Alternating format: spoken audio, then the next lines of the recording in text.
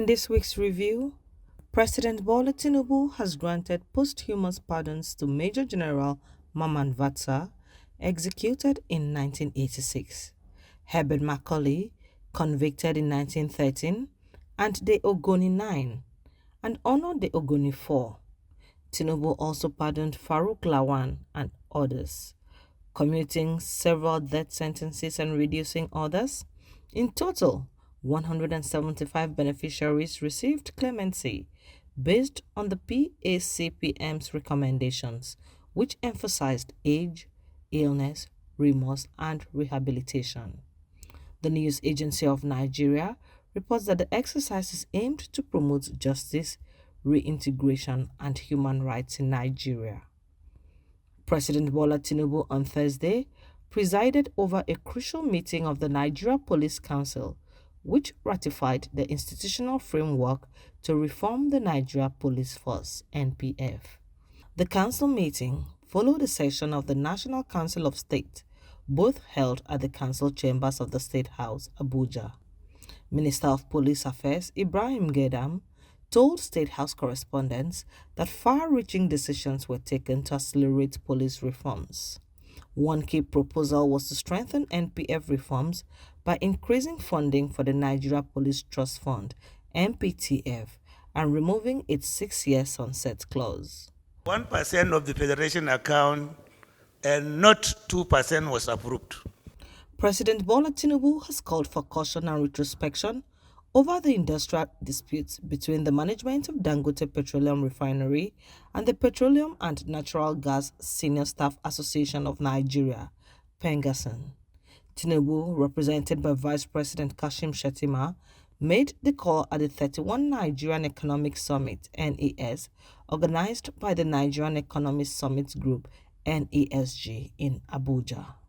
The refinery has to function, and we cannot hold the whole nation to ransom for some issues that we can amicably settle across the table. Moving on, President Bola Tinubu has explained that his administration established a 200 billion naira intervention fund to support micro, small and medium enterprises (MSMEs) and manufacturers in overcoming structural challenges and improving their competitiveness. Tinubu, represented by Vice President Kashim Shettima, made the statement during the Nigerian Economic Summit (NES 31) in Abuja. We have created pathways for young Nigerians to access grants and loans and equity investments of up to $100,000 to scale their enterprises, innovate and build sustainable livelihoods. We established a 200 billion naira intervention fund to support micro, small and medium enterprises and manufacturers, helping them overcome structural challenges and enhance competitiveness. President Bola Tinubu has directed the National Hajj Commission of Nigeria, NACON, to immediately reduce the 2026 Hajj fares it recently announced.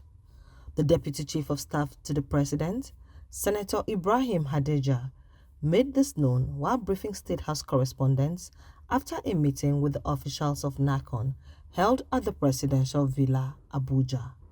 If they apply that, we should be able to bring the Hajj fare to about 7.6, 7.7 million. The final figure will be announced in the next 2 days.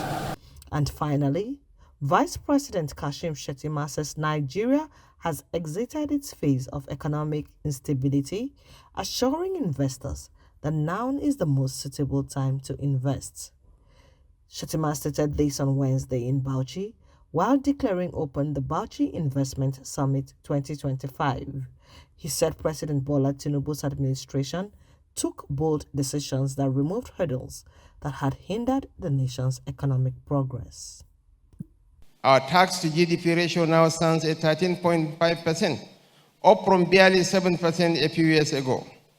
Our debt to GDP ratio remains at 38.8%, far below the limit set by the Fiscal Responsibility Act at 60%, and those of ECOWAS and the World Bank at 70%.